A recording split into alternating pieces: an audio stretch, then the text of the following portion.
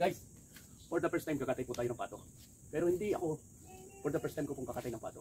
Pero hindi po ako ang magluluto nito. Sabi nga ng ilan, ginagamitan na ng kutsilyo. Pero pinag-aralan ko, pinanood ko dun sa isang video. Pako lang pala. At siya yung ano mismo ang gagamitin mo. Yung kanyang pakpak. Ganito kalaki po itong pato. Ako lang mag-isang bibira nito. Dito nakaredy na yung minukay ko para sa dugo. Ayan, titirahin na po natin. Yan lang po. Dito daw yan tinutusok, no? Kakaliskisan natin, balay ko. Ayun natin magkalat. For the first time ko ito magkatay ng pato. Papakita ko lang guys, ganito kalaki. Pato. Titirahin natin. Pero yung magluluto nito, hindi ko alam. Paano na sila? Kakatay nito. Ganito.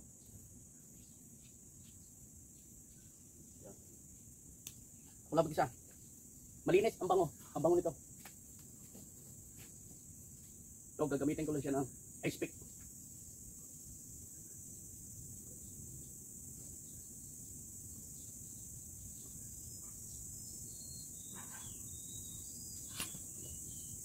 Ganyan lang guys. Papakita ko siya. Ganyan lang magpatay ng pato. Kita mo yung pa.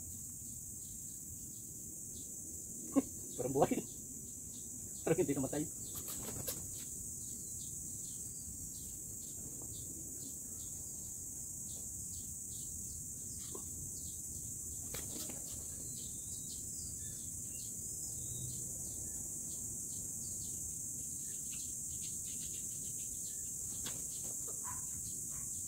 Hindi pa rin namamatay.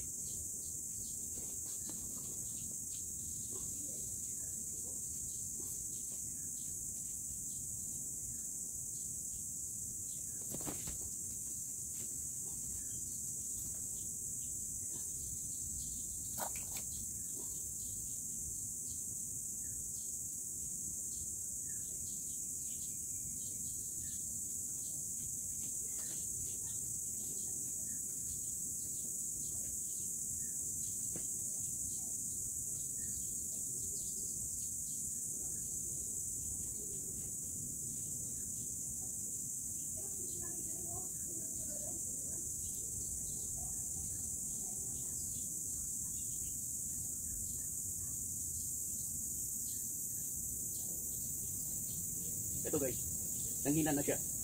Pero, ang magluluto nito, iba na. First time ko, magganito ng pato.